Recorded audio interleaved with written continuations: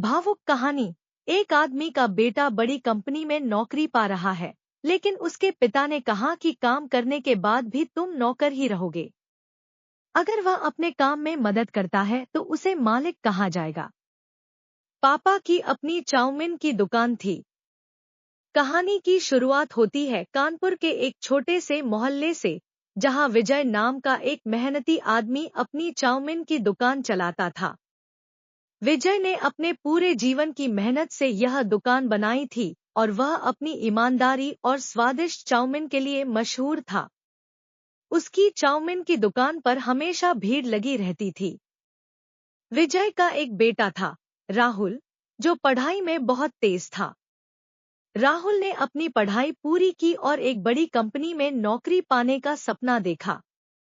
विजय ने अपनी सारी जमा पूंजी राहुल की पढ़ाई में खर्च कर दी, ताकि उसका बेटा एक बेहतर जिंदगी जी सके। राहुल ने मेहनत करके एक प्रतिष्ठित कॉलेज से इंजीनियरिंग की डिग्री प्राप्त की और उसे एक बड़ी कंपनी में नौकरी का ऑफर मिल गया।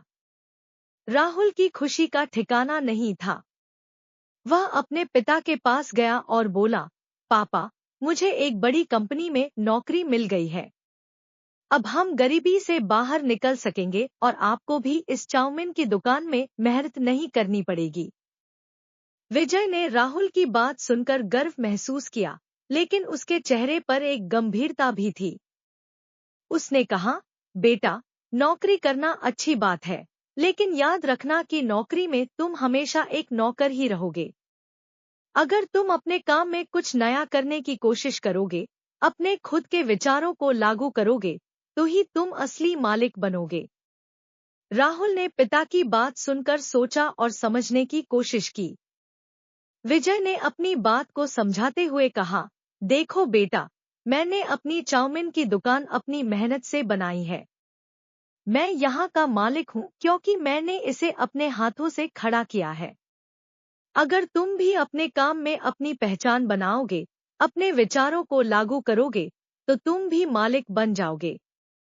लेकिन अगर तुम सिर्फ कंपनी के नियमों के अनुसार काम करोगे, तो तुम हमेशा एक कर्मचारी ही रहोगे। राहुल ने अपने पिता की बातों को गंभीरता से लिया और नौकरी ज्वाइन करने से पहले कुछ समय के लिए अपने पिता की चाउमीन की दुकान पर काम करने का फैसला किया। उसने देखा कि विजय कितनी मेहनत और ईमानदारी से काम करता है और कैसे ग्राहकों के साथ संबंध बनाता है। राहुल ने अपने पिता से बहुत कुछ सीखा।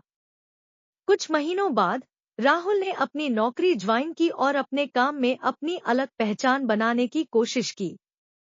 उसने अपने विचारों और नए तरीकों से कंपनी में सुधार करने की कोशिश की और जल्द ही उसकी मेहनत और लगन को पहचान मिली।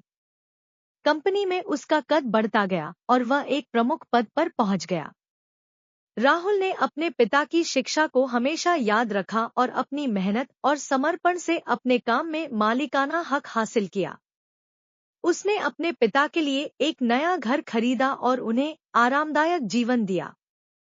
विजय को अपने बेटे पर गर्व था और उसने राहुल से कहा, बेटा, तुमने मेरी शिक्षा को सही मायने में समझा और अपने जीवन में लागू किया। तुमने यह साबित कर दिया कि मेहनत और समर्पण से ही इंसान असली मालिक बनता है।